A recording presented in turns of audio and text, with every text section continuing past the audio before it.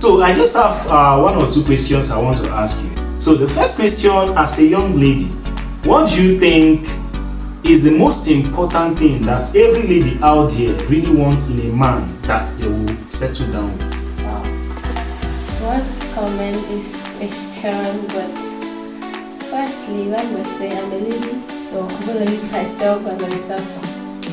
So, what I want in a man, some ladies will say a God-fearing man, someone who is dark, someone who is slave, a healthy man, and all of that. But sometimes we ladies, we want a man that we can share our feelings with, set boundaries, have autonomy for the person, respecting each individual's like what they want, their passion, and also most ladies will want a man to share into their passion.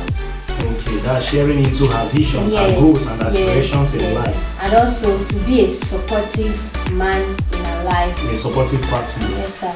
Okay. And also not only that, I can say a man that can communicate as well. Communication is one of the basics in relationship. Yes. If a man cannot communicate with a lady, I don't see what there is no part that can tell me that they will settle down, because the communication there is not strong. So ladies will want, if I can say, like up to 5 things.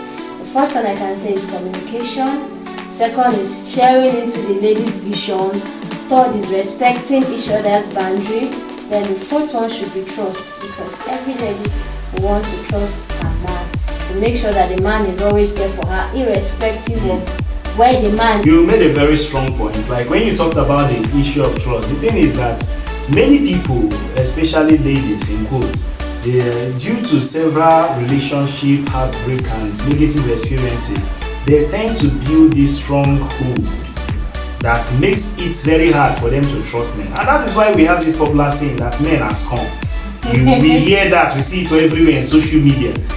Ladies often come and say men are scum, men are this. The thing is that when you become a victim in the hand of the wrong person, it becomes as if it is a general phenomenon. So, but the ideal thing is that every lady have a definition of what they really want in a man. Yes, sir. So the first priority of every man, of every lady rather, is to know what she wants. And also when suitors or men are coming, to understand that this is what I really want in a man, and make her decision based on what she wants. Because society whereby it is often the guys that comes after the lady doing the chasing work, you understand? So as a lady, you may have interest in a guy, but because you don't want it to look as if you're being too cheap and all of that, so you have the choice to choose. So while choosing, choose right. Yeah. While choosing, choose the best, so you don't go into any kind of regret. That is it. So thank you so much for your contribution in that area. So the next thing is, you as a young lady, will you marry a man whose salary is just like, let's say, 40k? Someone who is... Okay, if I got your question clearly, you said if I can settle with a man that earns 40,000 as per salary. Yes, considering the present economy, because many jobs, even most graduates in Nigeria, and that is their salary. Okay. Some persons are working in a place where their salary is 30k, 40k, 50k. Okay. Imagine a degree holder earning such kind of salary. I want to say this is a very difficult question, but every person has an answer. Okay. So I would say 40,000 is very small for a married man to be earning. That is why sometimes I also tell the girls around me that they should get something doing. Okay, that means the girl should also have something doing to support the man. Yes, because there is no job that, unless it's by connection, that you can see a job currently now aside your skill. But if you're working with somebody, there is no job that can pay you nothing less than 200,000 unless it's by connection. So I would say, in my own perspective, once I have something doing and I know it can meet up to the man's salary, I can. But if I don't have tangible thing doing and it's earning 40,000, instead of us having issues in the marriage, I'd rather not go into it. Because what keeps marriage going is mutual understanding.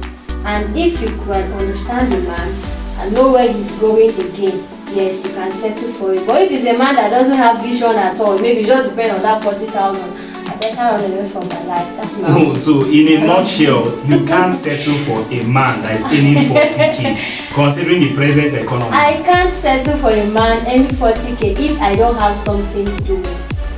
Yes, So, sir. the other way around, if you have something doing, you can settle with a man earning 40k. This question is difficult. Is that what you're trying to say? No, it shouldn't be difficult. We ladies sometimes we pass through some things in terms of choosing life partners and going into marriage. Okay. So the first question I have is this: what do you do if a lady you intend getting married to doesn't have something doing, and you told her about marriage and you know she doesn't have something doing? How do you do to improvise in the lady's life? What do you do? Okay, that's a beautiful question. I'll start with from the time of our fathers, like we Africans, it's basically the responsibility of the man to provide. Even scripturally, it is basically the responsibility of a man to provide. Even when God created Adam, first thing that God did for Adam was He gave Adam a job. So as a young man, I believe that before a man agrees with himself and made that conclusion that he wants to marry a lady, he already have something doing. That is a job. And also he already understands his work, because they are different between a job and a work. A job is what you do to earn a living. A work is your assignment on earth. So the man should already have that understanding. Because the role of a woman who is getting married to is to come and complement and help whatever he's doing. Yeah, because you're helping. So I am of the opinion that be it that a lady have something doing or not, in as much as it is advisable that a lady have something doing, but coming into the life of the man is bringing her in because he believes he has the capacity to take care of her responsibility. And it's also the duty of the man as the bridegroom to groom her into who he wants her to become. So why are men always saying, what can you bring to the table? Why is a woman? Yes, that is the reality, because the Bible says he who finds a wife finds a good thing and obtains favor from the Lord. So a man is fine. What a man should find is a wife, not a girl. So even if the person do not have a skill or something that is earning her money, she should be productive enough to also support whatever the man is doing. Wow. So bringing something to table may not always be money, but our generation have concluded that whatever a person should bring to the table should be material resources or money. No, it's not always that, because there are visions or potentials in a man that a lady can come in and spice it up and help the man to push through and achieve it. The first assignment of a woman in the life of a man is to push him to become better. So if you met a man and after meeting you he's not becoming better, that means you are not really bringing anything to the table. That means the it's for a man to build a house and it's for a woman to make that house a home. Yes, sir. So that is equally what she's bringing to the table. Then in a situation whereby the lady have financial resources to bring to the table, it is a compliment. But basically, let's deal with this mindset that lady should bring money. It's important, but that's not the primary purpose. That's not the primary purpose of ideal marriage. So if the lady have money and the man have, both of them complement each other to do much better. Yes, sir. So choosing someone that is not already doing something, you should already know that you have a responsibility to groom her and support her until she becomes what you want in a woman. That is where physical growth comes in. Yes. Okay, sir. I want to ask you the last question. Okay. These days in marriage, there have been cases of divorce and all of that. Okay, sir. The Bible says any man that cannot provide for his wife is an infidel. So I want to ask a question. It's worse than an unbeliever. Thank you. Your own translation. Yes. Okay, now I have a very important question that will help maybe some ladies. What will you do as a man or as a woman in which your house is in chaos, whereas the both parties don't understand themselves? The house is always in chaos because either one of them is not working and they're always blaming each other. What will you do, sir, in terms of that kind of issue? Okay. when the house is in chaos and the both parties do not understand each other. Yes. You see, that is why the concept of dating and courtship is very important, because it's assumed that before you get married to someone, on the process of courting that person, you get to understand what this person's lifestyle is all about.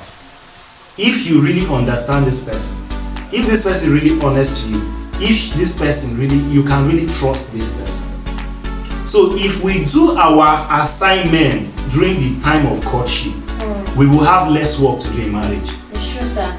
So the problem with it is that the issue of lack of understanding is a proof that in the courtship you didn't pay attention to details. But many a times people do change. That is also understandable. But we should do our assignment during the time of courtship to know if we really understand each other before saying I do. A broken relationship or engagement is better than a broken marriage. So in such case where couples are having such kind of chaos and misunderstanding, I believe the best thing to do is to sit down and talk. One person must agree to, they must disagree to agree. They must disagree to agree. That's the only way to make it work. Because marriage is all about disagreement and agreement. No marriage there's no perfect marriage out there. Never. There are no two people who live in a house, because you are coming from different background. She's coming from her own background, different upbringing, same thing as the guy. So coming together, they need to learn each other. And for them to blend, they must disagree to agree. So, but if there's no room for that, that means it won't work. So the only thing I can say in such situation is both of them must come to terms that they should be able to resolve any problem that comes out of the marriage. Wow. That is the only way. It must be a deliberate act to make it work. So aside that, I don't think there's any other, because no miracle can happen to make it work. The Bible says, can two work except they agree? So if there's no agreement, nothing can work. So there must be agreement, no matter the problem that comes out